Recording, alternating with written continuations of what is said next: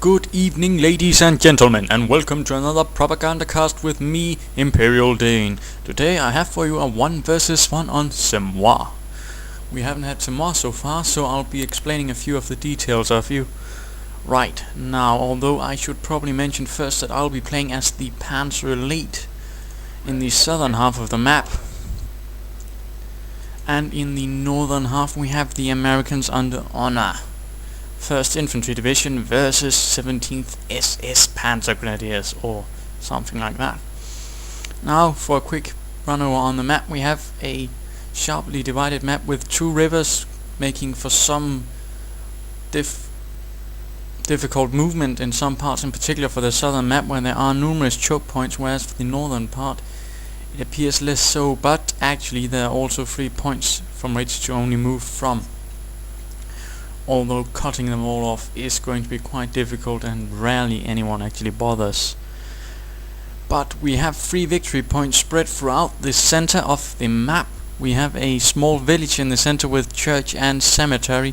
Northwestern half is a small hill with some farm area, and we have on the east a smaller area cut on with rivers on both sides and some accessibility, but still a bit more secluded.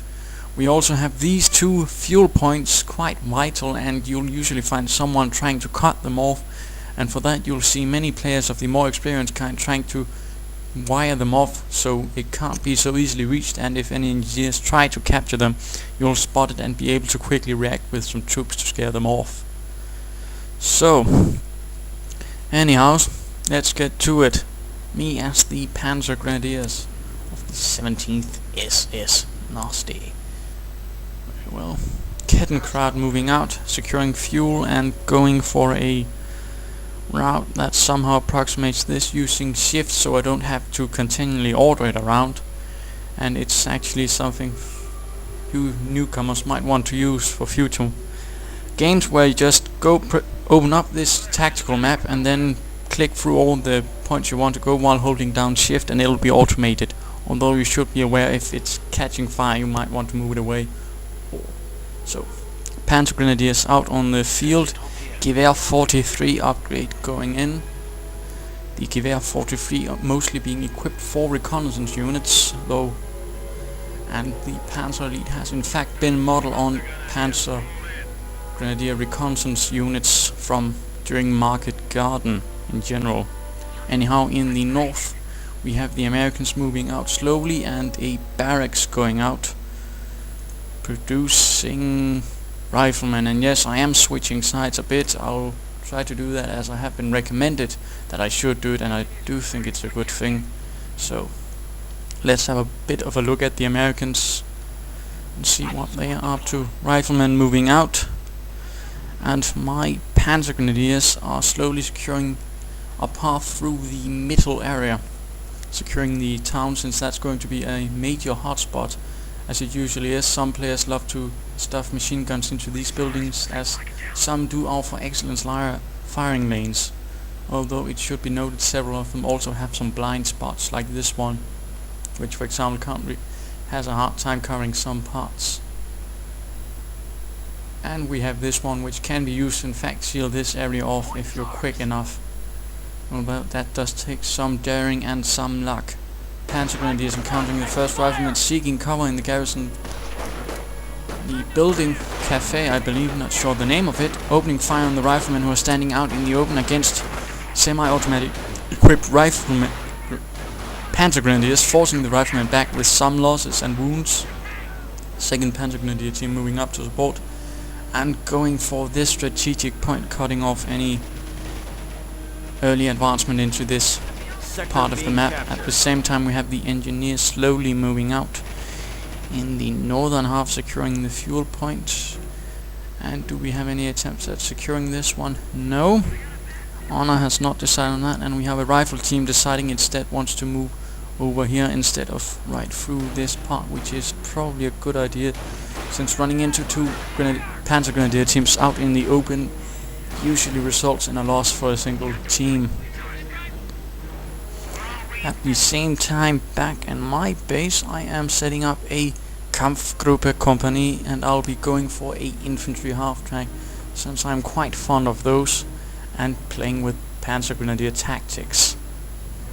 So, riflemen sneaking in, me realizing it about now, and a third Panzergrenadier team moving to try and cut them off from seizing this part of the map and cutting me off from a lot of resources, or potentially. But Panzergrenadiers finding themselves out in the open and forced to retreat, since that's not really where you want to be caught with your Panzergrenadiers. As you may recall from previous matches, I have tried to espouse the virtue of not trying to get your Panzergrenadiers lost unnecessarily, as reinforcement costs are quite high, 45 manpower per squad in fact. So you have to be careful. Riflemen finding themselves under fire by the dual Panzergrenadier teams, forced back with one loss, but having decapped that point, and a fresh American offensive in the northern part with normal riflemen, but infantry half-track to the rescue, gathering up my Panzergrenadiers, allowing me to move from here to there quite quickly and with a lot of firepower in fact. The only real disadvantage of the infantry half-track is that it has a bit of a curious pathing problem, meaning that sometimes with no apparent reason do a 180-degree turn, which can be a bit dangerous when you're trying to have it support your Panzergrenadiers and it suddenly stops supporting them. Been chased off the rifleman with one loss, and so far the American has been doing a nice job at conserving troops and not suffering overt high losses to my Panzergrenadiers, and instead has been focusing, not something else, on harassing my points and being a nuisance. BARs being equipped for the riflemen and finding themselves under heavy fire from the Panzergrenadiers in the half-track, forced to retreat again. Light losses again. Good move, and having seized some of my territory and, or at least decapped it. Movement on the western front as I secure the rear areas there. Currently no fighting going on, and a large movement of American infantry running right into my infantry half-track. Trouble is they're not that tough, and so for example 2 LMG fire from the BARs, they will be quickly damaged, as you can see here. And here, a bit unfortunately, not really what I wanted, it decided to take a 180-degree turn, making it a bit hard for me to actually make an ordered retreat and inflict some losses on the American, who are in fact out in the open and would have suffered to this infantry half-track, were it not for the fact that the driver apparently decided to turn tail and run was the better decision. Once more it happens, using me valuable time with the machine gun focused on the American infantrymen, making for a last stand, hoping to salvage the infantry half-track, keeping it nearby for my Panzergrenadiers to reinforce, killing some riflemen who are now deeply wounded and beginning to suffer heavy losses. In fact, they do one squad almost down, another team suppressed, both out with not very many men, and the first one that retreated almost completely annihilated. At the same time we have another rifleman team with BNLs finding themselves under fire from Panzergrenadiers, who once more seek refuge in the cafe, opening fire and causing some losses on the riflemen, who are unable to do much in return and also forced to retreat. And I am now in the process of repairing the infantry half-track, since that's always handy, and Panzergrenadiers, for those who don't know it, can repair vehicles, but they will do so slowly, and if you can either upgrade at the Kampfgruppe company or get some more proficient repair troops, then you're better off with that, since it will be slow and you'll be can be able to use your Panzergrenadiers for much better tasks than repairing very slowly. Flamethrower engineers forced back. Sometimes it can be the best decision to stay out in the open with facing flamethrowers, since they won't do as much damage to troops out in the open, and in fact, if you can find yourself in negative cover, that's in fact the best spot to be against flamethrowers. Against anything else? No. Flamethrowers? Yes. Another large American assault, 4 rifleman teams, all with BARs and a flamethrower team. Half-tracks moving up, trying to maneuver this one again in. Possibly the driver had too much to drink, I don't know, he'll probably find himself court-martialed. Americans finding themselves under fire from all positions, but again, half-track does something stupid, losing me the advantage and allowing me to fire from all three sides, and instead I'm forced to pull it back while the Americans can single it out. Much to my dismay, anti-tank half-track firing with...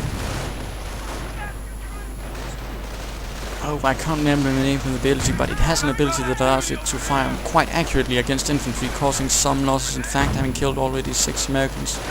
And Panzergrenadiers taking cover in the building, since the broadside of it offers plenty of opportunity to fire. And Panzergrenadier, who I forgot to pull back, surviving against all odds. And my troops trying to fire from the Americans only from the far side of the river. Anti-tank half-track being surrounded and knocked out by sticky bombs, I'm afraid, as half-tracks are in fact quite vulnerable to sticky bombs. Which certainly should be noted. My troops forced to pull back as the BAR fire is getting quite heavy.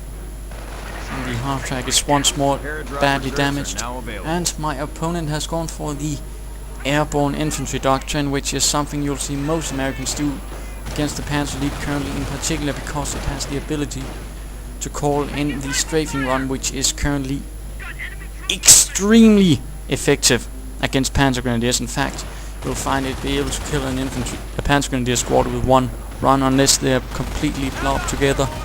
But that will be fixed with the next patch, thankfully. So, but he hasn't gone for the strafing run, instead opting to call in airborne infantry. But those being dropped in the wrong place, in fact right in front of my infantry half-track, and Panzergrenadiers being forced to retreat under heavy fire. So that's a good lesson for you, don't drop them right in front of the enemy unless you know they can't hit back. So, seizing the central point and the northern victory point, meaning that I am currently in a bit of trouble, since I have to fight at back everything, which if he holds the line correctly can be very difficult for me, but he's currently too spread out, allowing me to pick off his forces one by one, and that certainly should be noted. And I have a Panzer IV infantry support tank, which is a rather logical choice to go from after you've gone for the Panzer support command. The Panzer IV's infantry support tank, being a short-barreled Panzer IV, quite capable at dealing with infantry and to a certain extent some parts of armor, although mostly light. Skirts going up, so it takes less damage from sticky bombs, bazookas and recoilless rifles. For the most part a handy upgrade. It can also be upgraded with a machine gun, but in my personal opinion I don't really find it worth it. So, but you may have otherwise, so go ahead and use it. I just don't personally use it myself unless I have a lot of munitions to spend. Once more fighting the Americans, once more the half-track pulling back.